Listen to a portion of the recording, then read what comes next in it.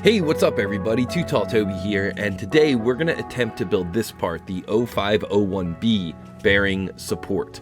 Now, this is actually my first tutorial that I've ever done in both SolidWorks and Onshape. So if you want to see the way that I build it in Onshape, take a look down in the description. I've included a link to that tutorial.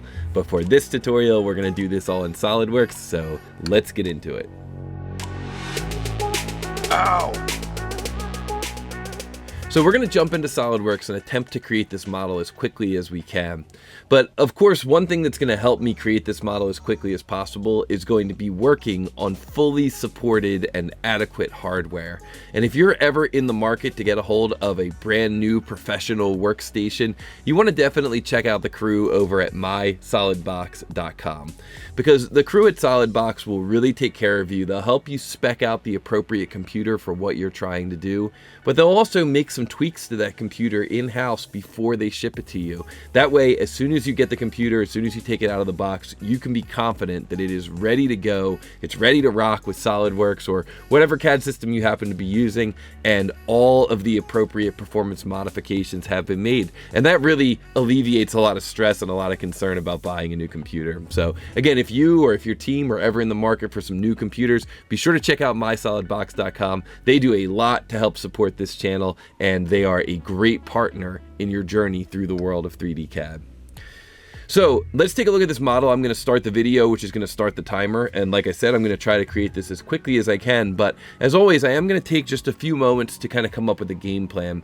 And I think in the case of this model, I'm probably going to start out by creating a rectangular sketch here on the top plane so that I can create this first feature. So I'll start out with that first feature at 90 by 45 millimeters. Then I'll create some fillets on the corners here at 8 millimeters. And then I'll extrude that up to a height of 16 millimeters to give me the thickness of that plate. After I've got the thickness of that plate, I think I'm gonna probably go in and create these rib features. So we've got a rib that goes across here, rib that goes here, and this kind of centered rib. And then after those rib features are created, I think I'll create this cut extrude. I think that makes sense because if I create the cut extrude first, then I'm gonna have some kind of funky geometry when it comes to this little stepped region here.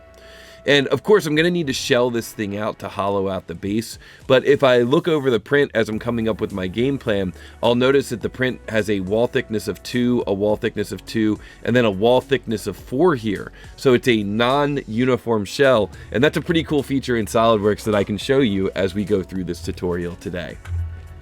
So let's move this over to our second monitor and let's jump into the SolidWorks software. I'm going to say new. I'm going to pick a template. Looks like this is plain carbon steel. So I'm going to pick my template that is in millimeters with plain carbon steel. I'm going to go to the top plane, begin a sketch, orient my view, and I'm going to S key, create a rectangle, and I'll make this rectangle here 45 by 90.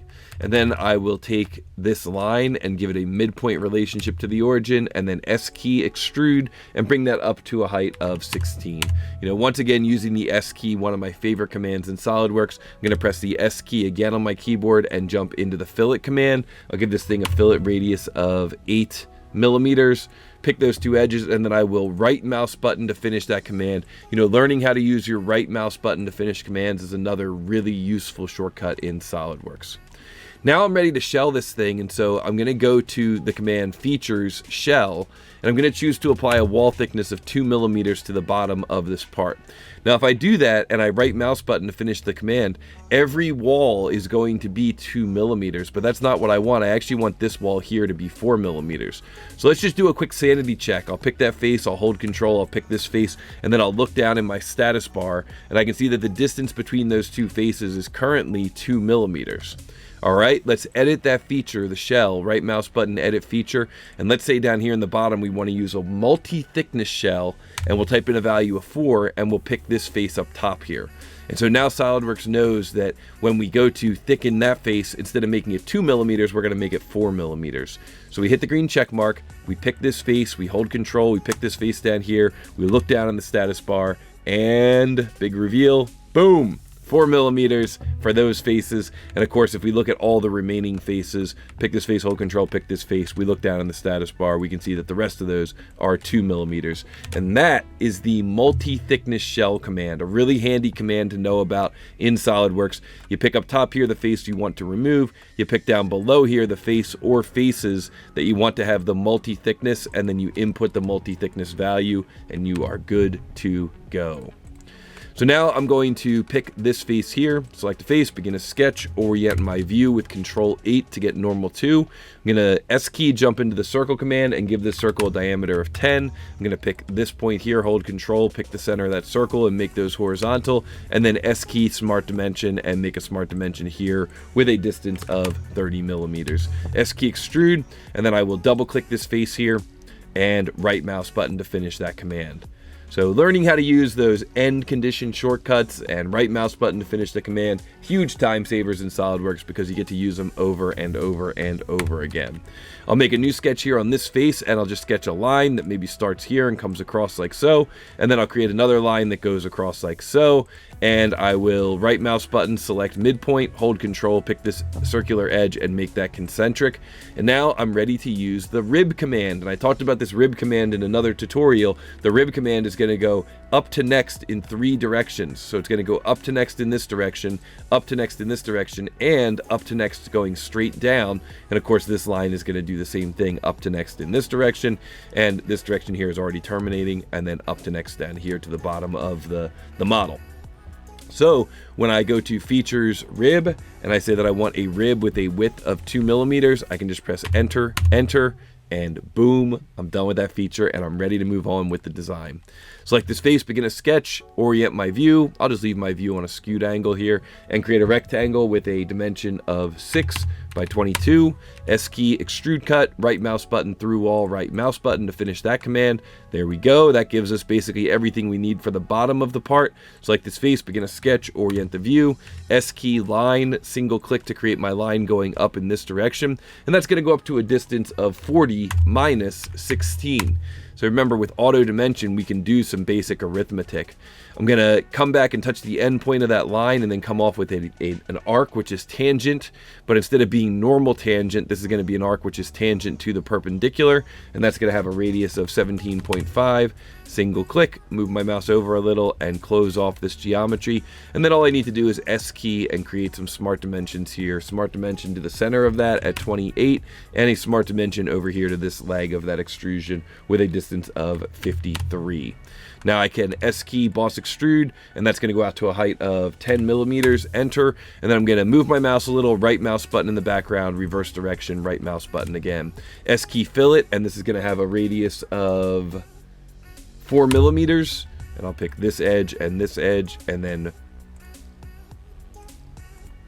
maybe, and then right mouse button, and then S key, fillet again, and this one's going to have a radius of 11 millimeters, enter, and that's going to be on this edge here. And now I can scoop up all 3 of those features, so pick one, hold Control, pick the other 2, and continue holding Control and pick the front plane, and that way I can go right up to the mirror command and just mirror that geometry across. Boom, done with that feature. And that just leaves me with one final feature, the counterbore. And we want to remember that in both SolidWorks and Onshape and probably some other CAD packages, the counterbore dimensions are listed in the same order. So if I can just remember 6, 16, 2, that's going to save me a lot of time, because that means that I'm going to be able to select this face, begin a, not begin a sketch, select this face, begin a hole wizard feature, go to the counterbore type of hole. So counterbore, this is going to be ANSI metric. And then what I do is I come down here to where it says show custom sizing, and I can just type in those same dimensions, 6, 16, 2.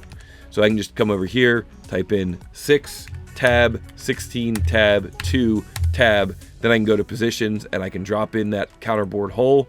And finally, what I need to do is just locate that hole. I didn't mean to exit that sketch. That was a misclick, but that's okay. We're moving fast enough that we can make up some time here. So we're gonna make that at a distance of 30, and then we will right mouse button select, pick one, hold Control, pick the other, let go of Control, and make those horizontal. And now we can exit that sketch and give this thing a final spin. Just kind of look it over, make sure that everything on my model looks the same as what we see on the print. And I think it looks pretty good. I'm going to go to evaluate mass properties, and I'm coming up with a mass here of 311 for the mass. So now let's go back to our video. Let's pause the video. 8 minutes and 8 seconds. Not bad, not bad. And so now I'm going to roll to the very end of this video.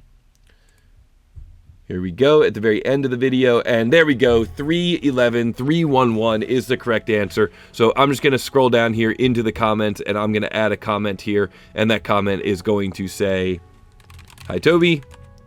And that does it for today's tutorial. I want to thank you all so much for tuning in. I hope that you learned a lot from watching this tutorial. And of course, I want to remind you, if you are ever in the market for some new computers, be sure to check out the crew over at SolidBox. They will absolutely help you out, and they will make sure that you get a computer that will last you for a long, long time. So thank you so much to the crew at SolidBox for helping me out with the channel. And of course, thank all of you for watching this video. Be sure to like, be sure to subscribe, be sure to add a comment down below. Let me know what you thought about this tutorial, and I will see everybody in the next one.